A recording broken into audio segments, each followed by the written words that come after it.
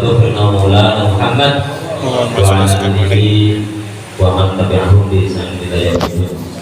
رب اشرح لي صدري ويسر لي أمري واحلل عقدة من لساني يفقهوا قولي. Adik kiai Gustu biasanya ya, Pak Kiai Ustaz Abutan. Kita kalau melihatkan lim para ulama, sepuh-sepuh masyarakat, khusus mereka desa Banjar Bangunan, mereka dari Raden Abdul Rahman dan para ustaz, Pak Ustaz dan semuanya hadir dan hadir pada malam hari ini. Mudah-mudahan insyaallah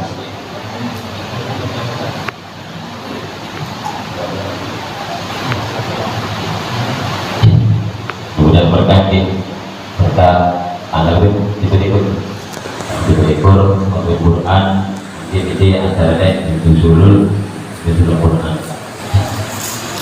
kalau khusus di panitia biasanya pada acara apa itu kuduan panitia nih Pak, kuduan panitianya ya termasuk baju gaburan pen HP undangan itu kerjanya panitia. Untuk panitia biasanya pada duitnya kurang ya, nombokin biasanya bahkan teori ya pada nama masjid cuma biasanya ngomong doakan perkebunan bagi ditutup tarik masjid ini berkat tapi ada sih masjid yakin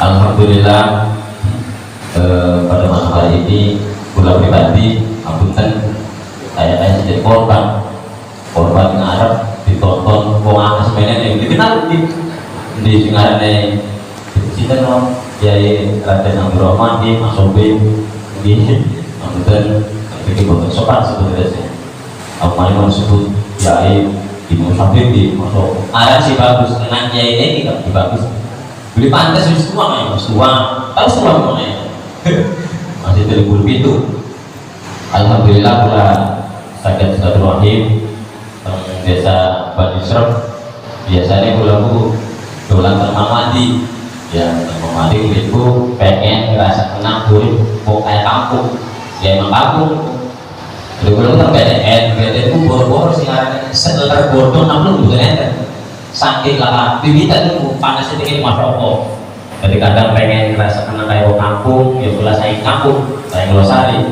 itu ya nyawang itu mau mandi nyawang pring geser-geser berubah pada sawahnya pada sawah perbuatan dan ini mohon ceramah ya mohon ceramah bisa tapi seperti insyaallah semoga belasan Ibrahim dari jenis datang masjid ini salawat salam mudah-mudahan tetap tersurahkan kepada Nabi Muhammad SAW dan para sahabatnya, mudah-mudahan kita sebagai umatnya mendapatkan syafaat min yaumil hadza ila yaumil ba'ts wal nusyur.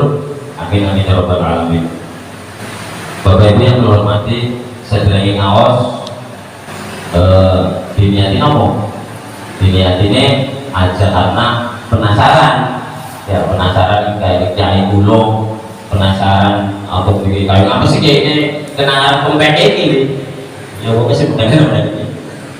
Ngaji aja karena memang tangan-tangannya pada beluan, ngaji.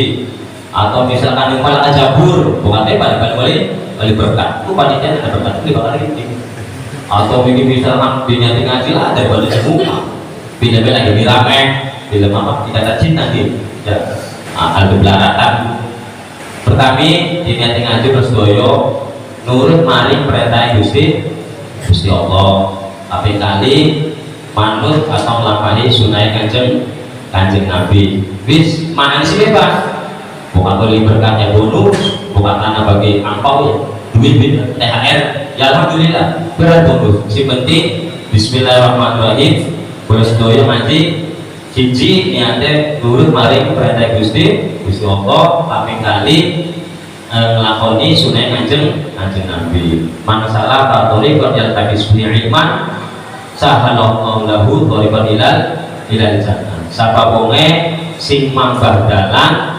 meniti suatu jalan kanggo luru ilmu ya termasuk iki ngaji iku insyaallah sahalallahu lahu thoriqan ilal jannah. Allah akan memudahkan jalannya bagi atau menuju ke surga. Surga itu dulu apa lagi jalannya, tapi mudah-mudahan kita sedoyo di Yating Laos insyaallah Allah akan memudahkan jalan kita menuju ke surga. Amin amin ya rabbal alamin. Kan zaman ini surga dilawat korban ada kesasar terbang muter-muter bolak-balik yang kesasar kemudian Bapak Ibu yang saya hormati niki ku ngajine nuzulul Quran, jadi supaya paham bareng-bareng ngaji ya, ngaji kuping atau ciping ya, ngaji pada cipong wae bakal ciping ngaji kuping, bakal cipong ngaji apa ngaji kopong, jadi mancing tangan untuk jiwe nih masih sih masih jaringan balik dulu bakal lalu mau materi apa, tapi mudah-mudahan sih penting oleh berkait ya, oleh berkait bunyian itu sekarang Kanjeng Nabi menjelang atau ketika mendekati umur 40 tahun Kanjeng Nabi niku sering khulwah itu Islam atau mengasingkan diri nyepi ya, nyepi mengasingkan diri ning Jabal Nur di kota anak goa, anak semacam terowongan goa nggak lebar lah, sekitar 4 kali 1,75 diro atau sekitar 4 kali 2 meter. Kanjeng Nabi di kono mengasingkan diri izin ya, ada tuh wong dewadanya izin. Istrinya siapa? Istrinya Ibu Khadijah. Ya istriku, saya pengen menyendiri, pengen korwa juga bekalnya itu roti, gandum, taruh banyu ya, roti, gandum, taruh banyu ya, kamu tiketnya mungkinnya apa sehingga boleh taruh banyu ser kayak bunga di buah niro mau lihat roti di buah niro ya beradu sih Kanjeng Nabi. Terus beberapa saat kemudian Kanjeng Nabi yang sering balik. Jadi Kanjeng Nabi niku menjelang umur 40 tahun niku wis diatur, wis ditakdirkan Gusti Allah bahwa Muhammad sing aran manusia bakal dadi wong sing gede, akan merubah tatanan dunia melalui Nabi Muhammad Shallallahu Alaihi Wasallam. Sering khulwah menandiri, bertafakur, wiridan, sholat, munajat kalau Allah Subhanahu wa taala. Kenapa? Karena pada saat itu si arane kaum Quraisy kafir niku Masya Allah hidupnya itu sudah melampaui batas daripada kemanusiaan. Contoh akeh sing berhala, patung kan disembah. Bahkan aku kelahiran wadon iku dikubur mati-mati, dikubur hidup. Jadi jebol wadon dikubur. Terus kayak bupati gitu. Kalau mana beli, soalnya bakal menurut mereka itu ketika punya anak laki itu membawa apa? Membawa derajatnya mereka. Tapi kalau anak perempuan itu aib. Itu. Kemudian pada saat itu banyak kemungkaran, diantaranya perzinahan, mabuk-mabukan. Jadi untuk mengatasi semua, Kanjeng Nabi bagaimana caranya? Nah pada akhirnya dimulai tahun atau umur 38, 39, 40, 3 tahun itu Kanjeng Nabi sering khulwah. Seringnya sering, terus ketika bekalnya habis, Kanjeng Nabi balik, di Siti Khadijah sebagai istrinya minta bekal lagi. Ya. Nah, pendane wong lanang lunga di atas rantau lah, ada sebulan balik, balik beli gawa duit. Ya, kira-kira emang kira-kira Bu, kira-kira mau ngelanang perkara lungang rantau balik-balik beli gawa duit nyewet duit Bu nyewet loh mau ngelanang edan wae lunga wae balik-balik beli gawa duit mana sih anak jalan bekal mana ya kira-kira melon kalau jeruk lah. Nah ngomongkan terus ada teman-teman yang mendukung karena memang ada misi dibalik itu semua. Nah pada akhirnya kan Nabi orang maning minggu hiro. Lalu suatu malam tanggal 17 Ramadan atau sekitar bertepatan tanggal 6 Agustus 610 Masehi, Kanjeng Nabi kedatangan makhluk Waktu itu malaikat Jibril belum menampakkan aslinya, belum, masih wujud laki-laki pakai baju putih semuanya. Terus assalamualaikum warahmatullahi wabarakatuh ya Muhammad. Jawab Nabi, waalaikumsalam warahmatullahi wabarakatuh. Iqra ya Muhammad. Jawab Nabi, ma'ana biqari, bacalah ya Muhammad. Ma'ana biqari, saya tidak bisa membaca, saya tidak bisa membaca. Kanjeng Nabi nggak tahu itu siapa, belum tahu siapa. Jibril ada siapa? Ujung-ujung bagi-bagi lagi korban, anak orang lanang pakai baju putih. Nah, akhirnya Kanjeng Nabi dipeluk, didekat, kemudian dilepas lagi. Iqra ya Muhammad, ma'ana biqari, saya tidak bisa membaca. Dipeluk lagi, dilepas lagi sampai 3 kali. Pada akhirnya pas pelukan ketiga, Kanjeng Nabi dilepas, kemudian Jibril menuntun, yaitu surat apa? Surat Al-Alaq. Bismillahirrahmanirrahim. Iqra bismi rabbikal ladzi khalaq, khalaqal insana min 'alaq. Iqra wa rabbukal akramul ladzi alladzi 'allama bil qalam, 'allamal insana ma lam ya'lam. Iqra bismi rabbikal ladzi khalaq. Sebutlah, bacalah dengan menyebut nama Tuhan yang menciptakan manusia dari segumpal darah. Selesai, Kanjeng Nabi bentek, manastis, bahkan di dadinya itu keluar keringatnya, saking apa, trauma ya, saking wedine aja maning wong baju putih ning waktu bengi ketekanan Kanjeng Nabi dewekan. Wong tas balik sembayang bae petepet mau kenang sakane apa setan kaya-kaya. Tapi cilik kok kaya.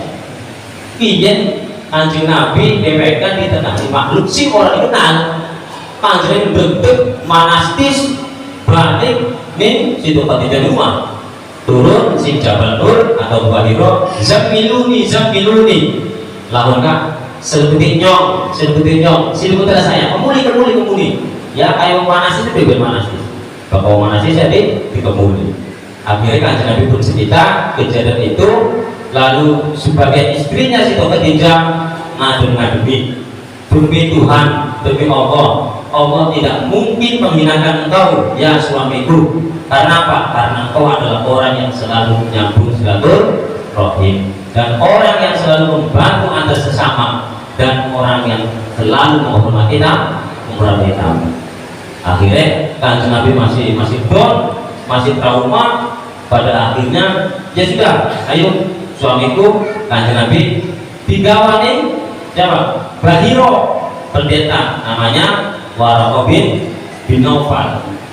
Mulane bapak wong lanang tuli lagi ana masalah berubah itu jadi madumi aja mulane aja lumut layak bae, kaprean bae, begadang bae.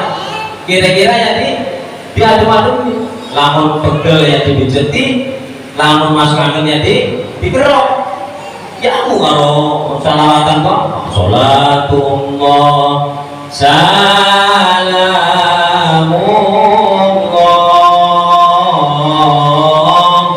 ala toha rasulillah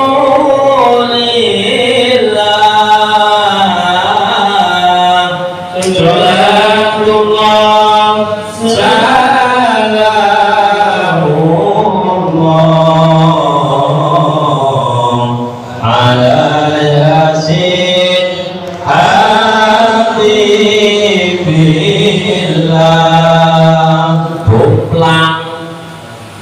ya, bakal yang pegel dipijeti, bakal yang masuknya diberok aja dulu duitnya pak, ada uang abang saya, nggak ada uang abang tendang, oh ini dalam duri, masya Allah kok kebakaran langitnya sampai ya jadi, ya bukan ada siapa tuh mau nusribin. Akhirnya Kanjeng Nabi diantar di situ Khadijah di Bahiro. Arane pendetane Waraqah bin Naufal, wahai sepupuku, berikut anaknya pamane Khadijah, ceritakanlah kejadian tersebut bahwa suatu malam ada seorang laki-laki datang itu membawakan wahyu, itu namanya wahyu nubuwah. Jadi surat Al-Alaq 1-5 Iqra bismi rabbikal ladzi khalaq ayat itu namanya wahyu nubuwah. Artinya wahyu nubuwan niku wahyu yen sing arane nabi itu kudu cerdas dingin, kudu pintar dingin, baru nanti ada namanya wahyu risalah, wahyu yang disampaikan atau disampaikan kepada umatnya. Jadi lamun anak ukon jadi pinter, ya pinter orang apa toli setitik-titik kafir, setitik-titik bid'ah, sesat. Zaman begini ku wong kafir diselamatkan. Kok memanjang Islam barang sakit Islam di kafir kan semripet. Itu kayak belum ngaji belum ngaji. Jadi siji arane wahyu nubuwah. Ceritakan kejadian tersebut kepada Warqa bin Nawfal. Ternyata dalam catatannya beliau itu matanya ya agak sedikit buta, ya tidak bisa melihat, tapi bisa mengarang kitab Injil dan Taurat. Setelah diceritakan bahwa menurut Warqa bahwa itu adalah An-Namus, bahwa yang datang pada malam itu adalah malaikat Jibril. Setiap orang yang membawa kebenaran pasti itu akan didatangi oleh malaikat Jibril, dan nanti itu akan diusir dari kaumnya. Jadi keterangannya Warqa bin Nawfal. Lalu kan jadi bertanya, ya Warqa, apakah nanti saya akan diusir dari kaumku? Jawabnya, ya, nanti kamu akan diusir oleh kaummu. Dan Warqa bersumpah, jikalau saya masih hidup dan masih muda pada saat itu, maka saya akan menjadi garda yang terdepan. Artinya akan membantu kanjeng Nabi bagaimana jangan sampai diusir oleh kaumnya, dan akan membawa misi yang sangat besar. Dan orang heran Pak, orang heran bakal anu bener, orang dewasa, orang sopan, orang sombong, kok bener, boleh diusir, boleh diseneni, boleh disenyiti, itu yang biasa. Itu adalah sebuah tantangan. Apabila kanjeng Nabi itu disangkan dia istilahnya tidak bisa menghadapi ujian itu, mungkin tidak menjadi orang besar. Tetapi kalau jenengan sampai kali dulu, ketika ada suatu kebenaran kita orang benar, diusir, dinyinir, dihina, diejek, saya setitik tidak sama. Ada manusia lain benar yang pegang, tinggal sana. Akhirnya, kanjeng Nabi sedikit tenang, pulang bersama Siti Khadijah. Tidak lama kemudian Warqa bin Nawfal itu meninggal. Nah, pada akhirnya selama ada yang mengatakan riwayat 2 bulan 60 hari, atau ada yang mengatakan 2 tahun setelah wahyu yang pertama. Wahyu pertama mau kan surat Al-Alaq itu tidak pernah turun wahyu berikutnya. Suatu ketika kanjeng Nabi jalan-jalan, kemudian ada suara, ya, wahyu, karena wahyu itu artinya suara, wahyu itu artinya suara. Nah, setelah itu ada suara, Assalamualaikum warahmatullahi wabarakatuh. Kanjeng Nabi jawab, kemudian kanjeng Nabi bengak, muncul malah jubur. Di sana ada seorang kayak ini wong sing lagi wahyu ini. Jibril, baru kenal Jibril. Kenapa? Karena pada waktu di Gua Hiro itu kanjeng Nabi belum kenal itu siapa. Kenalnya setelah nih Bahiro. Oh, kayaknya sih wong sing lagi tekan di Gua Hiro Jibril kayak ini. Akhirnya Jibril duduk di atas kursi, aras di sana kursi antara bainal ardi was sama, antara langit dan bumi. Lalu kanjeng Nabi di situ meminta malaikat Jibril untuk menampakkan wujud aslinya. Kanjeng Nabi ikut dalam malaikat Jibril, bentuk aslinya 2 tempat. Pertama ketika akan mendapatkan wahyu yang kedua, dan satunya lagi ketika waktu di Sidratul Muntaha, yaitu Isra Mi'raj. Akhirnya malaikat Jibril menampakkan wujud aslinya dengan mempunyai sayap 600, seakan-akan dunia ini sempit, langit tidak terlihat. Saling gede Masya Allah, dari kanjeng Nabi ini Masya Allah, ada makhluk dengan Mustafa sih gede mana ini. Akhirnya kanjeng Nabi gede mana ini, manasis mana ini, balik mana ini, jambiluni, pemulinyong, kira-kira seperti itu. Pemulih balik di rumah. Pada akhirnya datanglah wahyu kedua, yaitu surat Al-Qasir. Bismillahirrahmanirrahim. Ya ayyuhal muddatsir qum fa'anzir wa rabbaka fakabbir wa ziyabaka fatahhir wa rijza fahjur. Wahai orang yang berselimut, bangunlah dan beri peringatan. Rabbaka fakabir, agungkanlah Tuhanmu dan bersihkanlah pakaianmu dan jauhilah perbuatan keji dan dosa. Itu wahyu yang kedua. Artinya Al-Quran yang turun yang nomor 2-nya. Nah, wahyu itu namanya wahyu risalah. Artinya wahyu yang Kanjeng Nabi itu bakale nyampaikan ning umatnya. Wahyu pertama namanya wahyu nubuwah kanggo dheweke supaya pinter. Wahyu yang kedua adalah wahyu risalah. Mulane Muhammad adalah nabi dan rasul. Kue Pak Bu. Pokoknya sepahnya syukur. Ya, pokoknya dulunya oh iya. Ya emang kudu ngono. Aja tuh ngaji kira-kira ngono ya waktu. Aja berkat Pak. Berkat usul kok. Ya kudu berdoa dia. Berdoa. Akhirnya setelah wahyu yang sudah turun, kemudian berangsur-angsur. Berangsur-angsur itu maksudnya positif. Wahyu itu akan turun sesuai dengan kejadian dan kebutuhan. Contoh, anak wong donga ning Jabal Rahmah, tempat yang mustajab. Artinya bahwa siapa wongnya sing dongan kono pasti dijabah.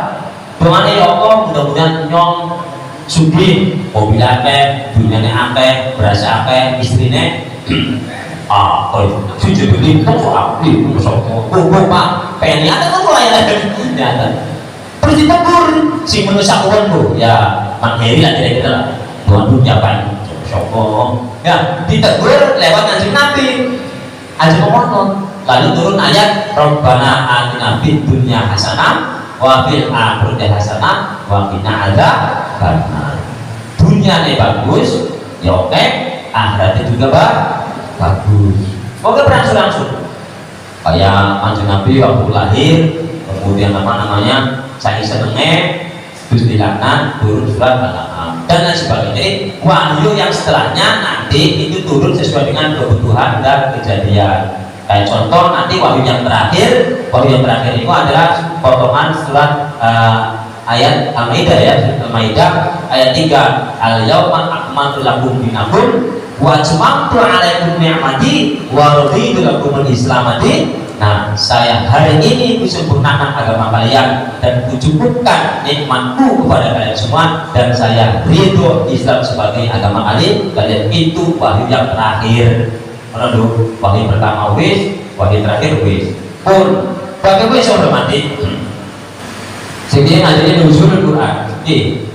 Romanan ya. Nuzulul Quran itu artinya temurunnya Quran. Nuzulul itu masdar. Nazala yanzilu nuzulan. Ada 3 istilah. Pertama, wabil haqqi anzalnahu wabil haqqi nazal.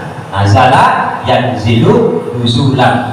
Mulane ngomong ngene nuzulul Quran. Kedua, wa nazalnahu tanzilan atau tanzilul Quran. Anak mana siji inzalun atau inzal Quran. Inna anzalnahu fi lailatul qadr. Anzala yunzilu inzalan. Jadi ana sing nuzulul Quran, ana sing tanzilul Quran, ana sing inzalul Quran. Perbedaannya sing arane Quran iku turun min lawahil mahfuz ila sama'id dunia atau ila baitil izzah. Jadi Quran itu turun sing lawahil mahfuz tempat dhuwur, tidak ada makhluk yang mengetahuinya kecuali dengan izin Allah. Turun ning langit dunia kang tunggu atau transit di tempat namanya baitul izzah. Blek es 30 juz 100 berapa? 114 surat 6 ayat 6.666 ayat. Paham? 30 juz 114 surat 6.666 ayat turun blek kes langsung tapi mandek transit ning Baitul Izzah. Nomor loro Quran itu temurun bina sama dunia ilal ard, dari langit dunia ke Kanjeng Nabi atau ke bumi berangsur-angsur. Jadi Quran itu turunnya ana sing jumlatan wahidah blek langsung so terblujus ana sing najma itu berangsur.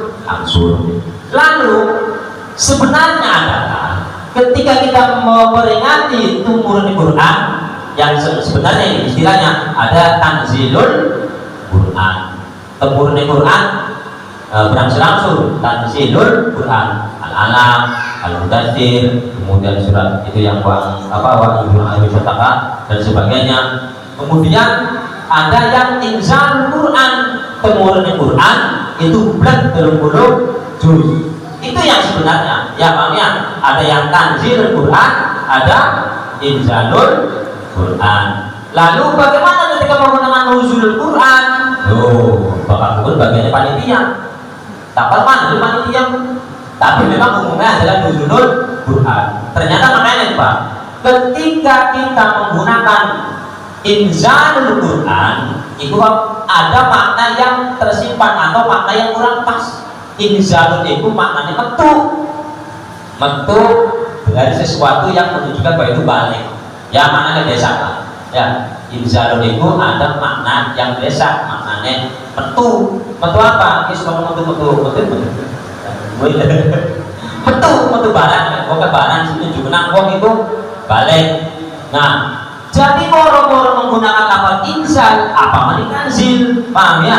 Inzalul Quran bae bridingo apa mani nganggo tanzilul Quran. Jadi hebatnya ulama zaman rumiyin, ulama Jawa ya wis sing penting memperingati turunnya Quran kuweta turune blek 30 juz atau berangsur-angsur ulane panitia ke cerdas panitia ke ulane ngamune nuzulul Quran kayak kuwe engkone setelah selama 23 tahun atau 22 tahun 2 bulan 22 hari ya itu kok ada beberapa ayat-ayat ayat Makkiyah ayat Madaniyah. Ayat Makkiyah itu ayat manusia ala Nabi qabla hijrati ila Madinah, ayat sing turun ning Kanjeng Nabi sebelum hijrah. Ya, itu ayat Makkiyah karena turunnya ini kota Makkah. Itu biasanya ayat-ayat menerangkan tentang akidah dan tauhid. Contohnya misalkan di surat Yasin. Awalaysa alladzi khalaqas samawati wal arda biqadirin 'ala an yakhluqa mislahum bala wa huwal khallaqul 'alim. Tuh, artinya boleh direpet. Artinya boleh direpet. Kemudian nama di surat Al-Mu'min ayat 82. Qalu aidza mitna wa kunna turaban inna lamab'utsun.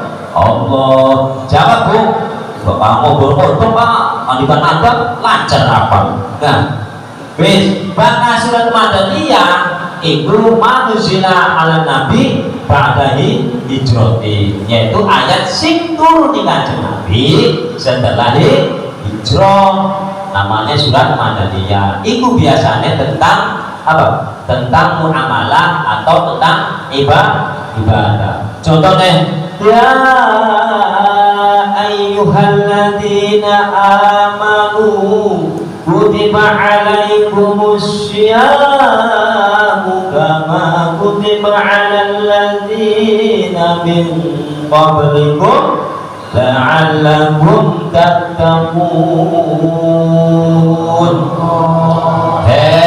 Wong sing Islam iman, sing orang iman ora wong sing iman puasa, wong sing ora iman aja puasa. Termasuk ini adalah ayat Madaniyah. Aqimus sholat wa atuz zakat. Pokoknya ayat Madaniyah itu ayat-ayat sing nerangkan tentang muamalah, ibadah dan sebagainya. Itu berangsur-angsur turun selama kurang lebih 22 sampai 23 tahun. 23 tahun ditambah 40 mau kan? Itu berarti 63. Kanjeng Nabi berarti kisarannya mati wafat itu umur sekitar 63. Jadi selama umurnya sekat ya itu tambah efek tidak gimana. Si umurnya sekat berarti tambah 10 tahun. Waduh, yakin nanti Mbak. Yus potongannya foto pas foto mampu. Bon, ye. Bapak Ibu saya hormatin. Jadi nuzulan Quran itu temune Al-Quran ya. Wonten Kanjeng Nabi niku ketika berpuasa. Bapak kok terus gane. Baka haus minum. Ya betul Pak Dumen. Itu ajibnya. Akhirnya karena merasa geram, merasa risih, Raja Romawi itu akhirnya apa? Akhirnya membuat sayembara. Barang siapa yang bisa menangkap membawa Samson baik hidup ataupun mati, saya akan kasih emas dan berlian. Tuh, sok siapa sih beli senang? Bilang dulu gak lanangnya dia diserahkan kayaknya. Seperti boleh emas kalau berlian. Akhirnya buat punya Samson, kamu istri Samson sini, dia raja apa? Kamu mau nggak emas dan berlian? Oh, mau sekali saya. Mau madon dilawan. Kok bakal duit? Bagi madon kira-kira mana? Ya korban kan kamu kali. Akhirnya, apa tugas raja? Tugas kamu gampang. Pokoknya kamu bawa Samson. Bagaimana caranya sini? Kalau siap raja. Mana pertama? Gagal. Kenapa? Dititeni diindik kita kan beli dulu si Samson itu Nabi Sabun itu beli dulu hari kita kan tunggu banget ada jawaban itu mana dulu melewat wiridan sembahyang ajan tahajud semua ibadah. Raja lapor malah saya misinya gagal, besok nanti saya lanjutkan puasa ya usah masih sih. Oh ini mas kalau berliannya kan daripada anaknya kita beli mas gak usah kan bagi korban dikirim tempat. Pas malam kedua diikat si Samson buat dari tidur, diikat dengan menggunakan tali. Pas bangun Samson, Nabi Yunus Samson itu sangkut kaget, siapa yang meninggal saya? Kata istrinya, saya Samson yang meninggal. Kenapa mau meninggal saya? Karena saya tahu kekuatan kamu. Oh, langsung satu hentakan, langsung lepas. Besok malamnya lagi pakai rantai pakai rantai, diikat lagi, kemudian bangun kaget. Siapa yang meninggal saya Samson. Langsung dibar, lepas lagi. Pada akhirnya bertanyalah si istrinya, sebenarnya apa yang menjadikan kamu Samson buat seperti itu? Karena cinta dan sayangnya Samson kepada istrinya. Pada akhirnya ceritakanlah, jikalau kamu ingin mendapatkan saya dalam keadaan tidak berdaya, maka ikatlah saya dengan rambut Samson. Bahkan ada itu rambut bukan nempel lemah, ya kan nempel saking dawanya. Akhirnya malam terakhir, malam keempat atau malam ketiga dari ikatan itu 4 helai dipotong, 2 helai untuk tangan dan 2 helai untuk kaki. Pas ketika bangun, Samson dalam keadaan tidak berdaya. Akhirnya dibawa oleh pasukan Raja Romawi ke sana, dipermalukanlah si Samson tersebut. Tangan kanan, tangan kiri dilengkaman pakai rantai di sebuah di tubuh, persis kayak di film. Matanya dibutakan, ya, dicidrai, sampai bahannya yang mengatakan riwayat bibirnya dipotong, jadi dilukai, telinganya juga dilukai. Akhirnya Nabi Samson pun tak berdaya dan bertobat kepada Allah dan meminta kepada Allah agar kekuatannya itu kembali lagi. Lalu akhirnya Jibril datang membantu Samson atas izin Allah, lalu kekuatan tersebut datang kembali, bahkan melebihi kekuatan yang pertama yang di rambut. Pada akhirnya dihentakkan kanan, dihentakkan kiri. Raja di situ kerajaan runtuh, termasuk istrinya, kerabatnya, teman dekatnya, dan raja semuanya mati di situ. Akhirnya setelah Kanjeng Nabi cerita ngoten, sahabat pun termenung, lalu akhirnya dia bertanya, ya Rasulullah, bagaimana saya bisa tahu sebelum itu Nabi Samson bertobat kepada Allah untuk menebus dosa-dosanya, untuk dia beribadah berapa? 1000 bulan. Atas dosa-dosanya Nabi Syam'un iku bertobat dan bersumpah kepada Allah akan beribadah tanpa henti selama 1000 bulan. Berarti pirang-pirang tahun. Ya sekitar 83 atau 80 tahunan lah. Nah setelah cerita itu sahabat pun berdiam. Pada akhirnya ada yang bertanya, ya Rasulullah, bagaimana saya bisa melakukan amalan yang seperti itu seperti Nabi Syam'un, sedangkan umur kami itu pendek. Kanjeng Nabi saja umurnya sekitar 63. Bulan mau ke Agus wanti-wanti wong 10% tinggal apa beda mau ngomongkan.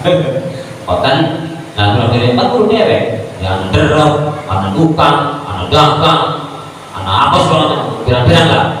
Tinggal umur 80 tahun enggak belum tentu full ibadah sing anake turun full ya pokoknya. Terus akhirnya malaikat Jibril datang membawa wahyu yaitu surat apa? Surat Al-Qadr ya. Bismillahirrahmanirrahim. Inna anzalnahu fi lailatul qadr wa ma adraka ma lailatul qadr. Lailatul qadri khairum min alfi syahr. Tanazzalul malaikatu warruhu fiha bi'izni rabbihim min kulli amr. Salamun hiya hatta matla'il fajr.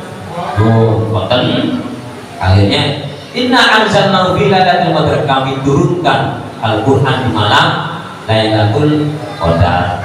Wa ma adraka ma Lailatul Qadr? Apa sih Lailatul Qadr itu? Lailatul Qadri khairum min alfi syahr. Bahwa malam Lailatul Qadar yaitu malam di mana diturunkannya Al-Qur'an ada di bulan Ramadan, itu satu malam lebih baik, bahkan sebanding lebih baik daripada 1000 bulan. Jadi sama wonge sing nemoni Lailatul Qadar iku bisa nyamai ibadahe samson. Masalahnya kapan Lailatul Qadar? Tak ngomong. Imam Abdul Rasyid ngomong tanggal 1, ana si tanggal 2. Umumnya Lailatul Qadar iku tanggal berapa? Umumnya menurut mazhab Imam Syafi'i tanggal berapa? Tanggal 17 itu biasanya memperingati nuzulul Quran, temurunnya Al-Quran. Sedangkan Al-Quran itu turunnya pada malam Lailatul Qadar. Lailatul Qadar itu ciri-cirine anane tanggal liburan. Bulannya dari kanjeng Nabi nya taharro Lailatul Qadri fil ashril awakhir bir Ramadan. Carilah Lailatul Qadar di bulan Ramadan pada 10 akhir, selikur, telulikur, sekawe, pitelikur. Cuma jadi Imam Ghazali biasanya bahkan puasane dimulai dina minggu atau rebo iku Lailatul Qadar anane malam sama likur. Berarti mas kesempatan ini.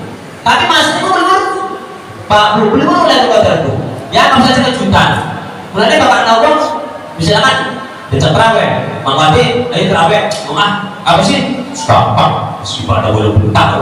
Enak nih Ben, kebetulan Lailatul Qadar, pada ini Lailatul Qadar itu beli kantor di lupa, dibayarnya pun kayak angin ada angin, ya, apa beli kantor, itu kantor, mampu, badan angin, mampu nih masuk Allah, bisa kantor.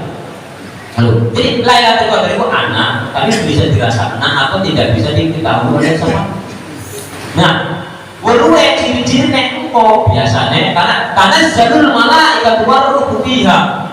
Malaikat turun pada malam itu, ya, di mana Quran diturunkan sampai seakan-akan bumi itu sepi, saking karena malaikat itu nur, maka serenge bulan kafe itu sinare kena dure malaikat.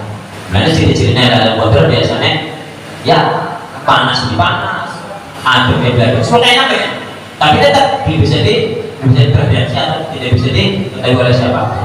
Supaya apa? Supaya kita ibadah rajin malam 1, malam 2, malam 3 sampai malam sama itu atau belum rayaan kapan rayaan ini kan itu kalau ada sedikit berbeda niku ya isi buru baju atau THR ya di sekolah mana bisa waktu ya kan sekarang kan boleh ya jalankan tanggal 17 Zulul patokannya niku ketika Kanjeng Nabi iku oleh wali pertama niku wali tanggal 17 Ramadan. Lah nek umume wong memperingati nuzul Quran itu tanggal 15. Tetapi Quran itu diturunkan di malam Lailatul Qadar, sedangkan Lailatul Qadar itu di tanggal liburan. Bukti apa? Kanjeng Nabi mongkon durwa Lailatul Qadar ini tanggal akhir. Jadi sebenarnya Lailatul Qadar itu apa? Dan B, anggap saja 10 akhir libur, selawet. Tanggal libur, rame. Ya, gaji sih gaji. Libur, sepi. Libur, rame. 4 libur, sepi. Lu harus bulit itu. Ya, lu PKW bulit patahnya hina. Jadi lu Lailatul Qadar. Sepi gue. Puncaknya adalah nanti tanggal 29. Jadi kan terakhir. Tapi bukan pemburu Lailatul Qadar, tapi pemburu diskon. Wah, ramenya maksudnya beli sih gue. Yo, jadi semoga mudah-mudahan dari ini atau tanggal 29 dari Imam Ghazali bila mana awal Ramadan tanggal atau hari Minggu atau hari Rabu itu Lailatul Qadar jatuh pada malamnya ke-29 ya, jadi pemanasan pun bukan ya. Bapak Ibu yang saya hormati, lalu ketika Al-Quran turun di bumi melalui Kanjeng Nabi, mulanya Al-Quran sebagai wahyunya atau mujizat Kanjeng Nabi. Al-Quran itu kan apa? Kan Quran. Ya, Al-Quran itu tujuannya, fungsinya apa? Pertama, syahrul Ramadan alladzi unzila fihil Qur'anu hudan linnas. Al-Quran itu kanggo petunjuknya manusia. Alif lam mim dzalikal kitabul la raiba fihi hudan lil muttaqin. Tidak ada keraguan. Alif lam mim wallahu a'lamu bimuradi. Alif lam mim langsung kurang artinya kecuali Gusti. Tidak ada keraguan dalam Al-Quran. Hudan lil muttaqin. Jadi Al-Quran itu disebut atau sebagai hudan linnas atau hudan lil muttaqin, petunjuk bagi manusia dan petunjuk bagi orang yang bertakwa. Yang manusia itu takwa, kan boten. Sebenarnya kalian kampung, pada kayaknya negara itu kan dua aturan, dua regulasi, dua aturan. Berarti apa? Undang-Undang Dasar 45 itu sebagai aturan hukum negara. Nah, orang Islam, orang yang beriman, itu aturannya berarti ini Al-Quran, ya Al-Quran dan hadis. Karena angel Pak, untuk niteni tentang Quran itu angel. Maksudnya Al-Quran itu adalah bahasa yang mujmal, bahasa sing umum. Aqimus sholat, dirikanlah sholatnya apa baik, waktunya kapan, pirang rakaat, itu benar-benar. Wa'atu zakat, uena zakatnya apa baik, belum. Jadi kita tidak tahu kekarepannya atau maksudnya Gusti Allah ketika berfirman tanpa perantara Kanjeng Nabi. Mulanya bakal kita kembali pada Al-Quran dan hadis itu ya kurang pas ya, kurang pas. Pertama, Al-Quran disebut hudan linnas atau hudan lil muttaqin. Kedua, Al-Quran itu disebut kalamullah, artinya suci. Kita punya ruh itu suci, makanya ruh kita yang suci ini supaya kontak nyambung dengan Allah yang suci itu, maka dengan apa? Al-Quran disebut kalamullah, artinya suci, ya kan? Kita jasad punya ruh itu suci.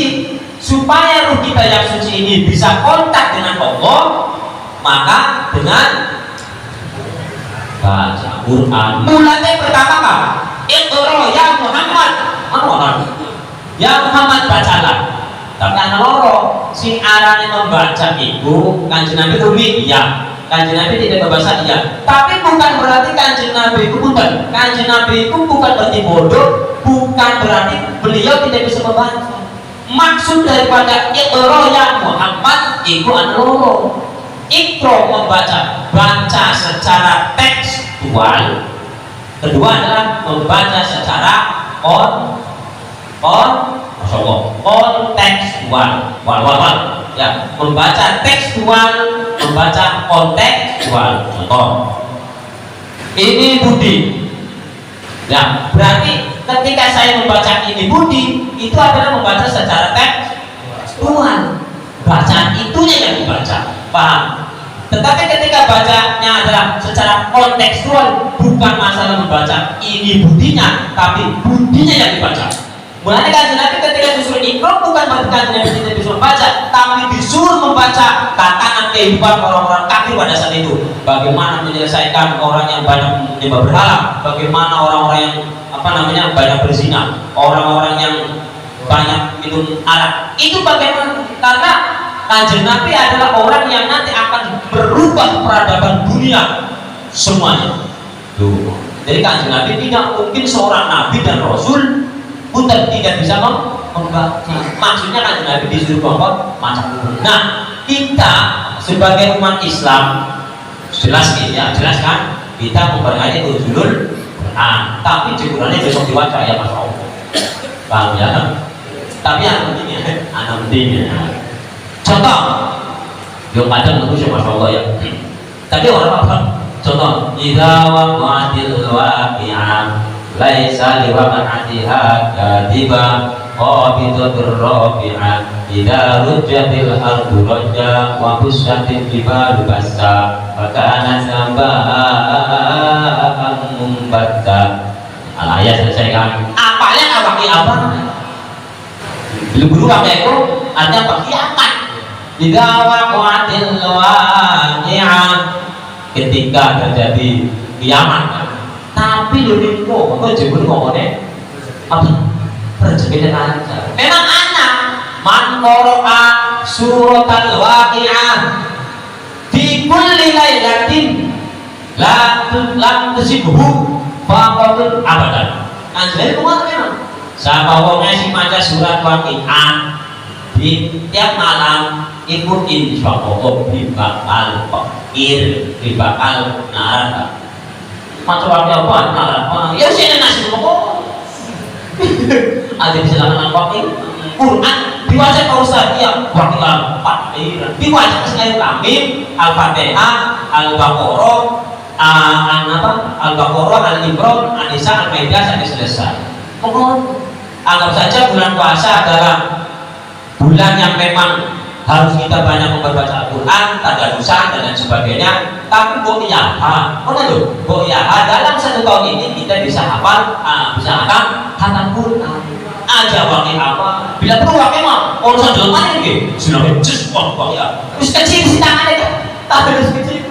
Loh, man qara'a harfan min kitabillahi falahu bihi hasanatun wal hasanatu bi asyri amsalihah. Sapa wonge sing maca satu huruf min kitabillah dari Quran saka kalame, maka dia akan mendapat satu kebaikan. Wal hasanatu bi asyri amsalihah, akan dapat 10. Jadi namun alif jabrna, nun jabrna, kalau ngajarnya kan kaf mim tiap sambung anakum alif nun kaf mim papat, berarti oleh 40.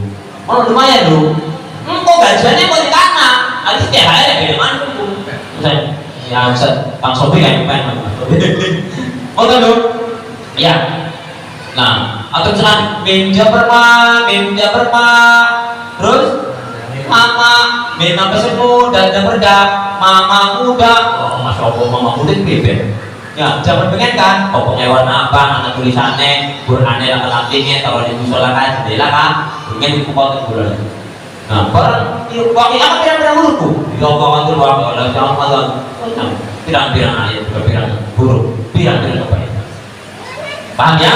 Siji Al-Quran hudal linnas hudal lil muttaqin, kaping kali niku berarti apa?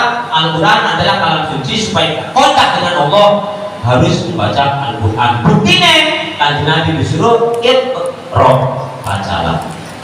Dan ketiga mau tak bingung baca. Wes, pun sedih mental ini. Sedihnya pada kira-kira jam bambu. Anak 24 jam. Jujur masjid nih. Dengan kan? Ya, boleh saya tahu, boleh saya tahu itu. Dengan macam bulan sedina pikiran jam, pikiran kali sejam lebih. Potongan lah, setengah jam. Langkah bersandar bisa jawab. Malah menit